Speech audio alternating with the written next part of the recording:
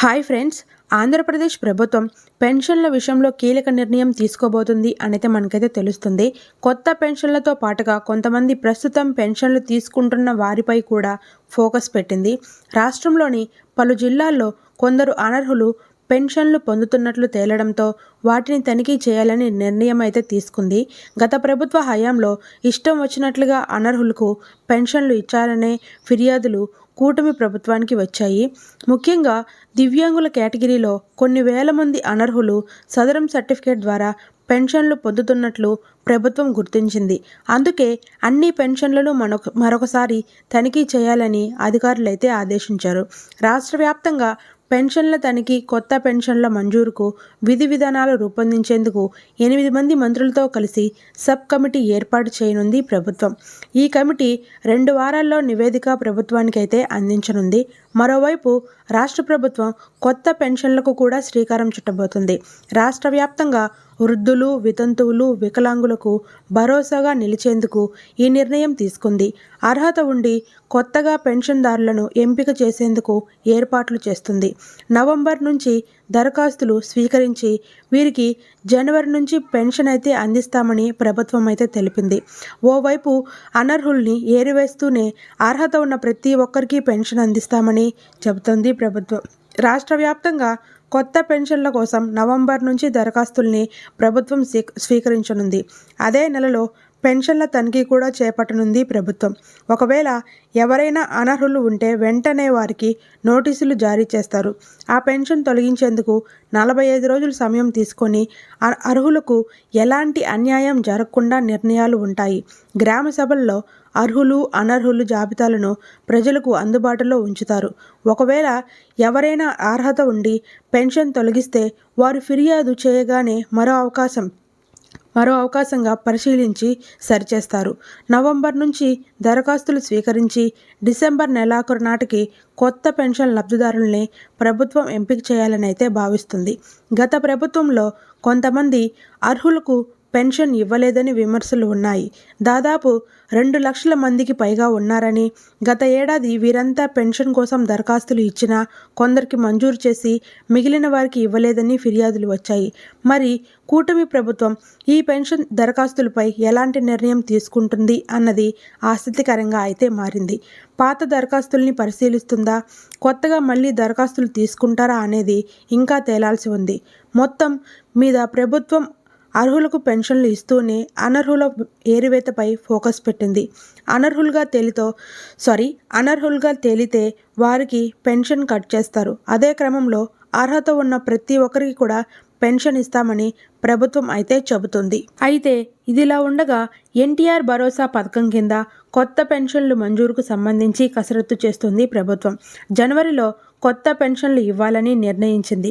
జనవరిలో జన్మభూమి 2 కార్యక్రమాన్ని ప్రారంభించే అవకాశం ఉంది. ఆ సభల్లో కొత్త లబ్ధిదారులకు పెన్షన్ మంజూరు పత్రాలు అందించేలా అధికారులైతే కసరత్తు చేస్తున్నారు. గత 5 ఏళ్లలో వైఎస్ఆర్సీపీ హయాంలో అనర్హులకు పెన్షన్లు మంజూరు చేశారనే ఫిర్యాదులు వచ్చాయి. కొంతమంది తప్పుడు డాక్యుమెంట్లతో పెన్షన్లు పొందినట్లు విమర్శలు ఉన్నాయి.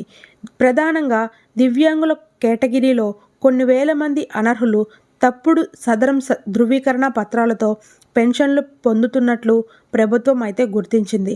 పలు జిల్లాల్లో ఈ అక్రమాలు బయటపడ్డాయి. దివ్యాంగులు మాత్రమే కాదు, చేనేత పెన్షన్లను కొంతమంది అనర్హులు ఉన్నట్లయితే తెలిసింది. ఇలా పెన్షన్లలో అక్రమాలపై ప్రభుత్వం సీరియస్గా తీసుకుంది. రాష్ట్ర వ్యాప్తంగా అన్ని రకాల పెన్షన్లను తనిఖీ చేయాలని అధికారులకు ఆదేశాలు వెళ్లడంతో పెన్షన్ల తనిఖీ, కొత్త పెన్షన్ల మంజూరుకు విధి విధానాల రూపకల్పన కోసం 8 మంది మంత్రులతో కలిసి కమిటీ ఏర్పాటు చేసే ఆలోచనలు అయితే ఉన్నారు.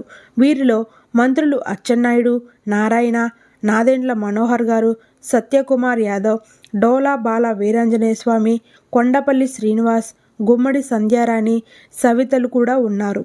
ఈ కేబినెట్ సబ్ కమిటీ ఏర్పాటుపై 2-3 రోజుల్లో ఉత్తర్వులు వచ్చే అవకాశం అయితే ఉంది. మంత్రుల కమిటీ ఏర్పాటైన 10-15 రోజుల్లోగా మంత్రివర్గ ఉపసంఘం నివేదికను ప్రభుత్వానికి అందించనుంది. రాష్ట్ర వ్యాప్తంగా కొత్త పెన్షన్ల ఎంపికకు నవంబర్ నుంచి దరఖాస్తులు అయితే స్వీకరిస్తారు. మరోవైపు నవంబర్లోనే పెన్షన్లు తనిఖీ చేస్తారు. రాష్ట్రంలో అనర్హులుగా తేలినటువంటి వారికి నోటీసులు ఇచ్చి పెన్షన్లు తొలగించేందుకు 45 రోజులు సమయం తీసుకుంటారు. ప్రధానంగా అర్హులెవరికీ అన్యాయం జరగకుండా అర్హులు, అనర్హులు జాబితాలను గ్రామ సభల్లో ప్రజల ముందు ఉంచుతారు. ఒకవేళ అక్కడ ఏవైనా ఫిర్యాదులు వస్తే సరిచేసి డిసెంబర్ నెలాఖరు నాటికి కొత్త పెన్షన్ లబ్ధిదారుల ఎంపిక, ప్రస్తుత పెన్షన్లతో అనర్హుల తొలగింపు ప్రక్రియనైతే పూర్తి చేయనున్నారు. గత ప్రభుత్వ హయాంలో 2.32 లక్షల మందికి పెన్షన్ ఇవ్వలేదని చెబుతున్నారు. వారంతా గతేడాది సెప్టెంబర్లో పెన్షన్ కోసం దరఖాస్తు చేసుకోగా కొందరికి మాత్రమే మంజూరు చేశారు. చంద్రబాబు సర్కార్ ఈ దరఖాస్తుల్ని పరిశీలిస్తుందా, మళ్ళీ కొత్తగా పెన్షన్ దరఖాస్తు తీసుకుంటారా లేదా అన్నది కేబినెట్ సబ్ కమిటీ నిర్ణయం తీసుకోనుంది. వైఎస్ఆర్సీపీ హయాంలో అర్హులందరికీ పెన్షన్ అందిస్తామని ప్రగల్భాలు పలికిన జగన్ గారు ఎన్నికల నాటికి 2.32 లక్షల మందికి పెన్షన్ ఇవ్వకుండా నిలిపివేశారు అనైతే చంద్రబాబు నాయుడు గారైతే చెప్పారు. 2023 సెప్టెంబర్ నాటికే వీరందరూ పెన్షన్ కోసం దరఖాస్తు చేసుకున్నారు. కొంతమంది మాత్రమే మంజూరు చేసి మిగతా వారికి ఇవ్వకుండా నిలిపివేశారు. కొత్త ప్రభుత్వం ఈ దరఖాస్తులను పరిశీలిస్తుందా లేదా, మళ్ళీ దరఖాస్తులు స్వీకరిస్తారా లేదా అనే విషయాన్ని కూడా మంత్రివర్గ ఉపసంఘం అయితే నిర్ణయించనుంది. పెన్షన్ కొత్తగా అప్లై చేసుకునే వాళ్ళకి Aadhaar card, ration card, pan card, అలాగే పెన్షన్ ధృవీకరణ పత్రం తీసుకువెళ్ళి మనకు సచివాలయంలో ఇచ్చినట్లయితే కనుక మీకు కొత్త పెన్షన్ అనేది, మీరు అర్హులై కనుక ఉంటే మీకు ఖచ్చితంగా పెన్షన్ అనేది అయితే వస్తుంది. ఈ పెన్షన్ రీవెరిఫికేషన్లో కొంతమంది భయపడాల్సిన అవసరం ఏమీ లేదు. ఈ పెన్షన్ రీవెరిఫికేషన్ జరుగుతుంది అని భయపడి కొంతమంది అయితే మాకు పెన్షన్ రాదు అని అయితే బాధపడుతూ ఉంటారు.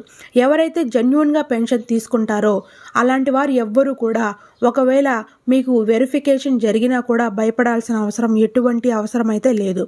మీరు వెరిఫికేషన్ కోసం ఏ పత్రాలను వాళ్ళు ఇవ్వమంటారో ఆ డాక్యుమెంట్స్ ఇచ్చేసి ప్రశాంతంగా ఉండండి. మీ పెన్షన్ మీకు వస్తుంది.